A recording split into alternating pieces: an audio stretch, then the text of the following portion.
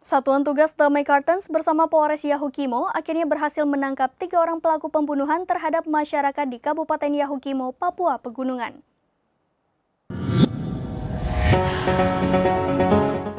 Satuan Tugas Damai Kartens bersama Polres Yahukimo akhirnya berhasil menangkap 3 pelaku pembunuhan terhadap masyarakat di Kabupaten Yahukimo, Papua Pegunungan. Kabid Humas Polda Papua, Kombes Pol Ignatius Beni Adi Prabowo mengatakan, penangkapan itu berlangsung pada Kamis 4 Mei 2023 beberapa waktu lalu.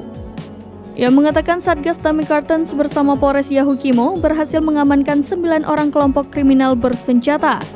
Dari hasil penyelidikan, 3 diantaranya merupakan pelaku pembunuhan terhadap korban Asri Obed dan Yonatan Arwan pada Jumat 5 Mei 2023.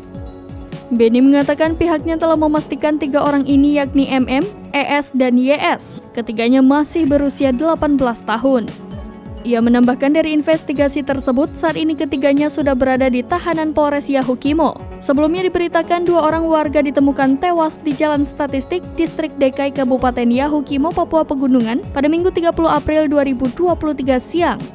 Kedua korban adalah Asri Obed dan Yonatan Arwan. Mereka ditemukan oleh masyarakat di rumah milik korban Yonatan Arwan. Korban Yonatan Arwan ditemukan di bagian belakang rumah miliknya, sedangkan korban Asri Obed ditemukan di bagian kebun belakang rumah dan keduanya telah terbujur tak bernyawa dalam keadaan bersimbah darah.